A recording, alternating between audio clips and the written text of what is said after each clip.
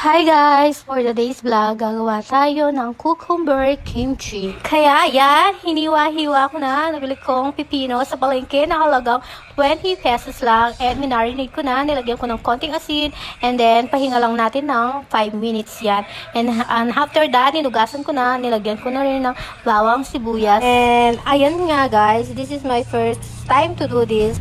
Dati talaga, hindi ko gusto to kasi pag kumakain kami sa mga Korean resto, pag tinitikman ko yung mga ganito nila, ay ayaw ko talaga yung lasa. And one time, kumain kami, may kinainan kami isang restaurant na nung natikman ko yung ginawa na nila ng ganito, ay napakasarap. Kaya yan, trinay ko talaga siyang gawin. Nanood talaga ako sa YouTube para yun nga, napakasarap kasi talaga nito yan. And yan guys, nilagyan ko lang siya ng sesame oil.